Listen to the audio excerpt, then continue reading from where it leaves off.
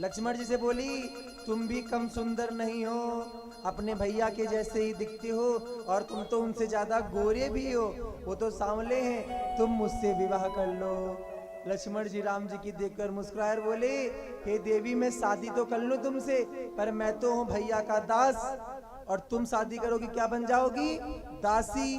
तो तुमको भी इनके पांव दबाने पड़ेंगे, सीता माँ की सेवा करनी पड़ेगी। बोले नहीं नहीं भैया मुझसे दासी उसी नहीं बनना, मैं तुमसे शादी नहीं करूंगी। बोले तो यही है राजा बनेंगे, यही राम जी हैं, इनसे ही बात चलाओ अपनी। तो फिर आ गई अरे आप ही शादी कर लो, मैं किसी और से नहीं करूंगी। राम जी ने सोचा ओहो, अच्छा देखिए पूतन सूर्पनखा कैसी है। पहले तो राम जी से कहती शादी कर लो, राम जी मना करते, लक्ष्मण जी से कहती है।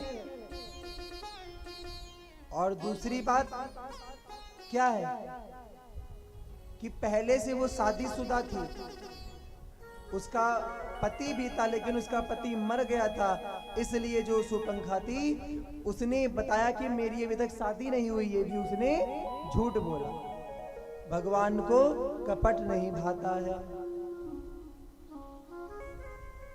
और देखा जाए ना मेरी माँ, तो आज कितने हद तक ये है कि आज भी ऐसे सूर्पनखा की कमी नहीं है। हा?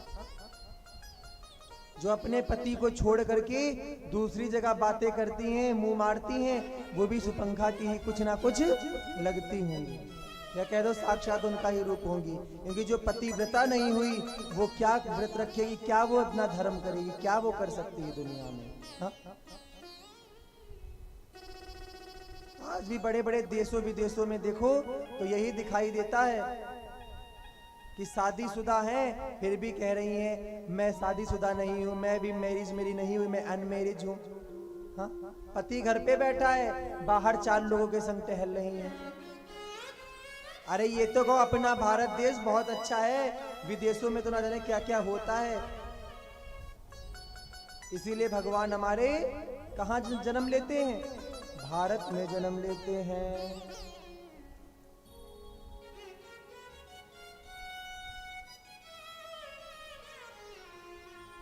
तो कहते हैं भगवान ने सोचा अरे इसकी शादी भी हो गई, विधवा है, और दूसरी बात चलो मैं इसे अपना प्रेम दे भी दूं, पर मैंने जब इसकी परीक्षा ली कि मेरे भाई से पूछ लो तब उधर भी राजी हो गई।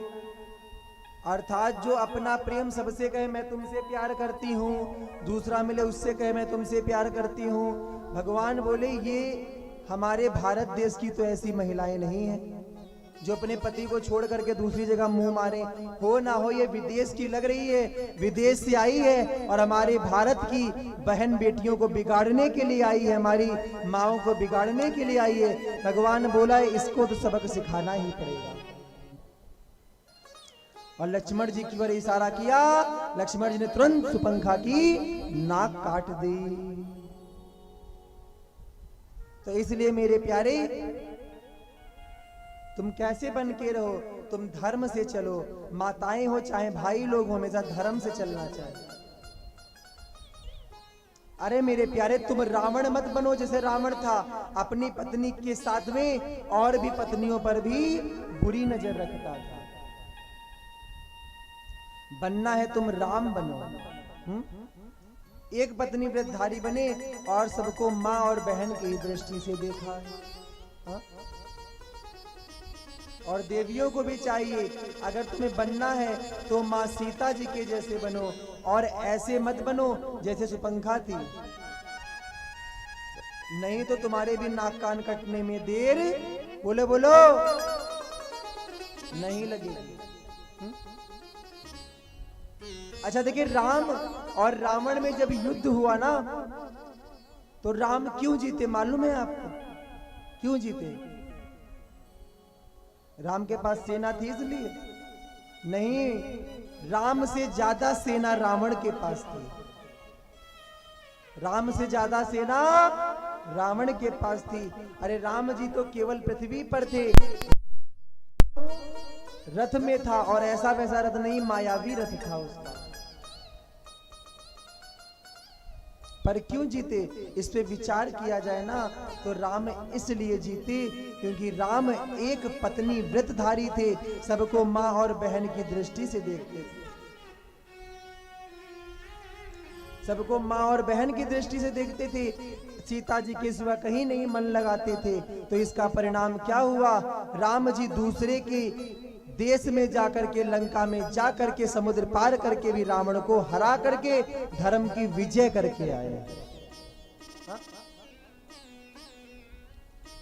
और रावण क्यों हारा, अपने ही देश में, अपने ही घर में इतनी बड़ी सेना और मायावी रथ होने के बाद क्यों हारा, क्योंकि वो एक पत्नी व्रतधारी बोलो बोलो नहीं था, वो अधर्म पे चलता था, इसलिए उसको मरना पड़ा। हमारे प्रभु राम धर्म पे चलते थे, इसलिए उनको कोई हरा नहीं था। इसीलिए कहते हैं मेरे प्यारे, तुम धर्म पे चलोगे ना तो धर्म तुम्हारी रक्षा करेगा, अधर्म पे चलोगे तुम्हारा पतन निश्चित है।